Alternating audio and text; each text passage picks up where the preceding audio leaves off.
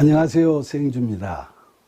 오늘은 지난번에 본 탕자의 이야기에서 나오는 첫째 아들인 탕자의 형에 대해서 살펴보도록 하겠습니다.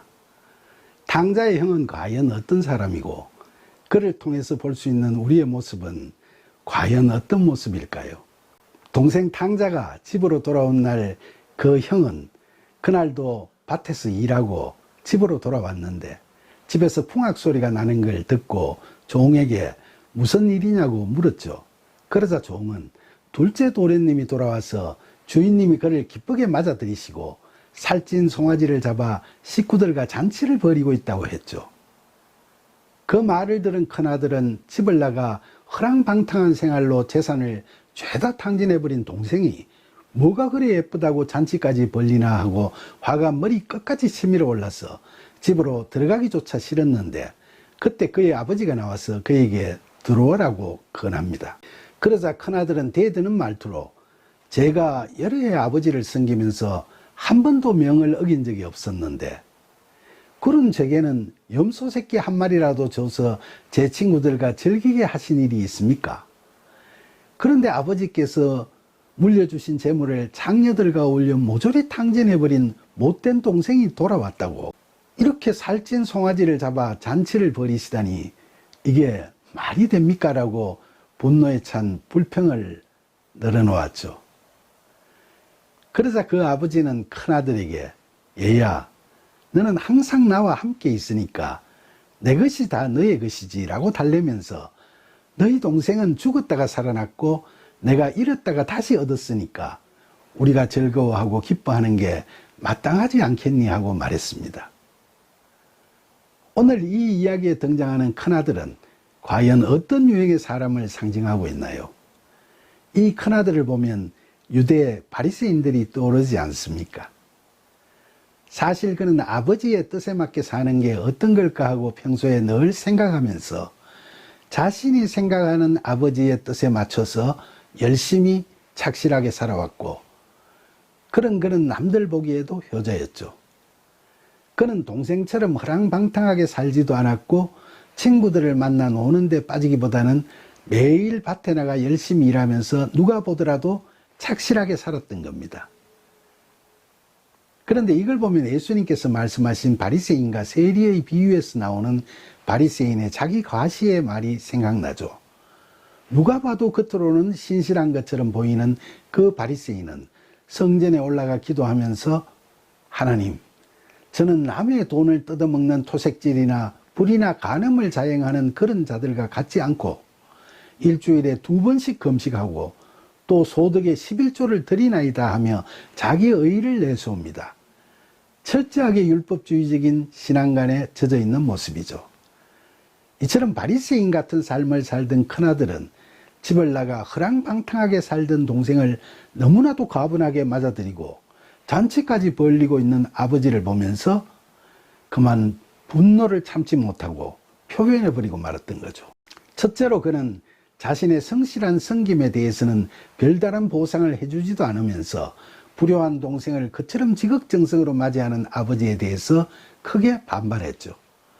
누가 보더라도 손가락질 할 수밖에 없는 악인들의 흉함을 질책하거나 거부하지 않으시고 오히려 부추기고 도와주기까지 하시는 듯한 하나님께 대해 사람들이 불만과 반감이 깊어지면서 하나님으로부터 등을 돌리게 되는 것처럼 말이죠. 바로 하나님과의 분리가 일어나는 거죠. 그런데 이처럼 하나님과 분리된다는 건 그도 동생과 별반 다르지 않는 영적 탕자가 되어버리는 거라고 할 수 있죠. 만약 심령이 가난한 사람이라면 이런 경우에도 하나님의 뜻을 살피는 기도를 통한 영적 교감으로 하나님께 절대 순종할 수 있겠지만 그렇지 못하고 자기 의에 사로잡혀 율법주의적인 신앙관을 갖고 살아가면 기브 앤드 테이크의 삶에 익숙해지고 그러다 보면 자신을 내려놓지 못하게 되죠. 창세기에 보더라도 열심히 농사지어서 거둔 핵곡식 같은 자신의 재물은 받지 않으시고 동생 아벨의 어린 양과 기름 제물을 절개 받으시는 하나님을 원망하며 형 가인은 하나님과 분리되어 버리고 결국 동생 가인을 죽여버리게 되죠. 자신이 손수 키우고 수확한 곡물, 즉 자력 구원을 예표하는 제물을 바친 형 가인이 화목 제물이신 예수 그리스도를 통한 구원을 예표하는 제물, 즉 어린 양과 기름 제물을 바친 동생 아벨을 죽이고 하나님과 분리되듯이 잃어버린 한 마리 양을 되찾았다고 기뻐하는 아버지의 마음을 모르고 분노한 그 탕자의 형도 자기 자신의 의로움만 내세우면서 역시 하나님과 분리돼 버리고 만 거죠. 둘째로 그는 돌아온 동생에 대해 연민의 정을 느끼거나 재회의 기쁨을 전혀 느끼지 못하고 있습니다. 동생에 대한 비난과 정죄만을 하고 있을 뿐 동생을 용서하거나 반가워하는 그런 사랑하는 마음을 그에게서는 전혀 찾아볼 수가 없죠. 그는 집을 나가서 방탕하게 살다가 결국은 폭망해서 생고생을 하게 되자 올 때 갈 데 없으니까 집으로 다시 돌아온 동생에게 아버지가 그처럼 후하게 정을 베풀어 주시는 것들이 자기가 생각하기에는 너무 동생을 편애하시는 것 같고, 방탕한 동생에게 또 아버지가 성대하게 잔치까지 베풀어 주는 것이 다 아깝기도 하고 공의롭지도 않은 것 같아서 화가 치밀어 분을 사귈 수가 없을 지경에 이르게 된 거죠. 여기서 그는 원망하는 마음과 폭발하는 분노에 휩싸여 동생이라는 가장 가까운 이웃으로부터의 분리가 확연히 드러나 버리고 말았던 거죠.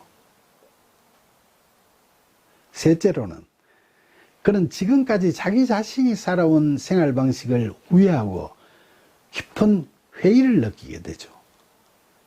착실하게 살아온 자신에게는 염소 새끼도 한 마리 내주지 않던 아버지가 탕자의 삶을 살다 돌아온 동생에게는 살찐 송아지를 잡아주시는 것을 보게 되자 그는 자기가 그동안 착실히 살아온 것이 인정받지 못한 것처럼 여겨져서 자신의 그동안의 복종과 선행의 삶이 후회스럽기까지 했죠. 그는 자신이 지금까지 잘못 살았다고 한탄하고 있는 겁니다. 바로 자기 자신으로부터도 분리되는 거죠.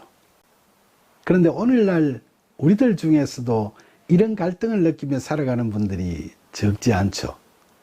자신은 늘 교회 열심히 다니고 헌금구제 같은 종교 행위도 성실하게 하고 남들에게 손가락질 받을 일도 하지 않고 착실하게 살아가는데도 불구하고 늘 근심 걱정거리가 끊이지 않는데, 주변을 보면 누가 보더라도 얼룩덜룩한 삶을 살아가면서 방탕하고 무절제할 뿐만 아니라 남들에게 피해와 아픔을 주기까지 하는 그런 자들이 떵떵거리면서 사는 경우가 심심찮게 보이기도 하죠. 이럴 때 우리는 그런 못된 자들에 대한 반감이 끌어올 뿐만 아니라 그런 자들을 호의호식하게 내버려 두시는 하나님이 야속하기만 하고, 또 어떨 때는 자신이 잘못된 삶을 살고 있는 게 아닌가 하고 회의에 빠지기도 하죠. 그러면서 자신도 그들처럼 그런 탕자의 삶을 한번 살아볼까 하는 반항심마저 생기기도 합니다.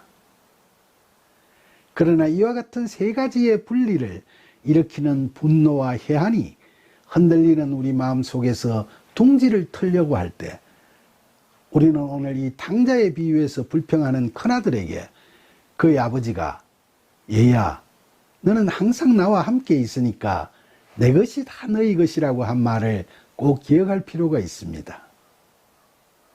사실 우리는 남들이 부러워할 만한 것을 넘치도록 갖고 있으면서도 자신이 갖고 있는 행복을 스스로 발견할 수 있는 눈을 감고 살아가는 경우가 허다합니다.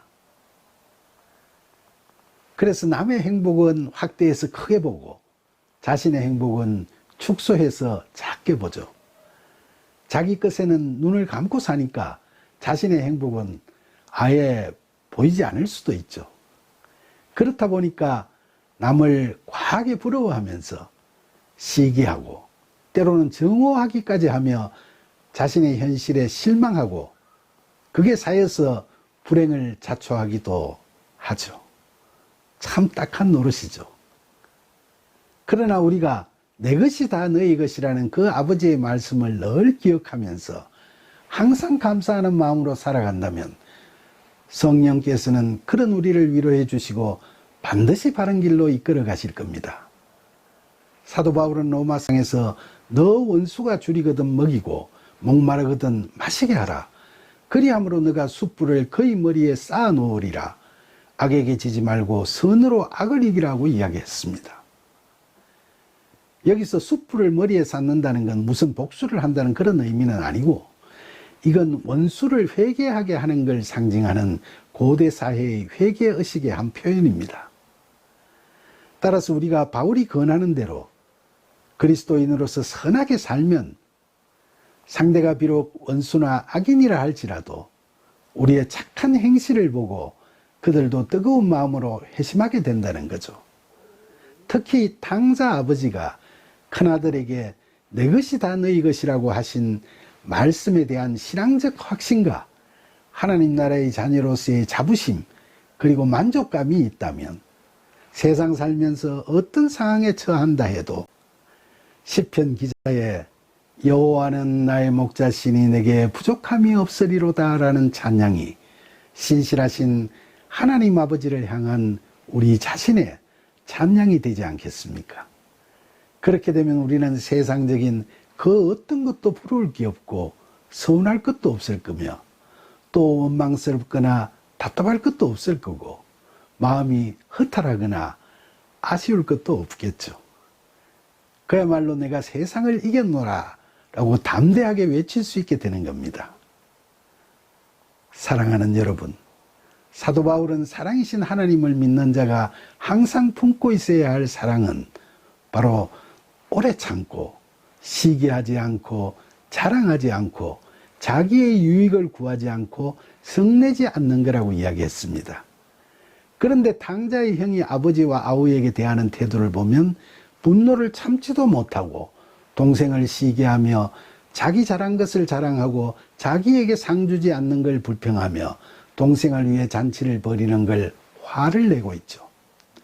그는 바울이 이야기한 그런 사람과는 정반대의 모습을 보여주고 있는 겁니다.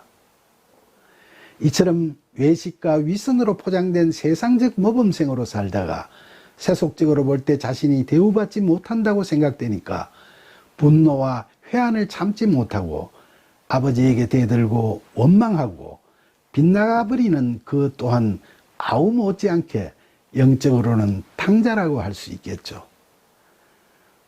우리가 미움을 미움으로 대하면 그 미움은 영원히 있을 수밖에 없습니다. 그러나 미움을 사랑으로 대하면 그 미움은 자연히 사라지게 되어 있죠. 그러니까 우리도 살아가면서 혹여 탕자의 형과 같은 이런 심정을 품게 되면 즉시 회개하고 잃어버린 사랑을 찾아 돌아와야 합니다. 그러나 지금까지 장하게 말은 했지만 정작 각박한 세상을 살아가다 보면 우리는 사람들과의 이런저런 관계 가운데서 탕자의 형과 같은 분노와 억하심정을 도저히 누르기 힘들 때도 있기 마련이죠. 그럴 땐 즉시 기도하십시오. 스스로의 힘만으로는 어찌할 수 없을 때는 하나님의 손을 꼭 붙잡고 성령께서 우리를 사랑으로 이끌어 주실 것을 기도하세요.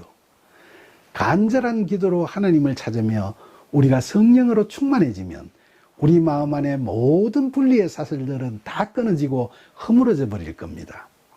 힘들면 부러지면서라도 기도하십시오.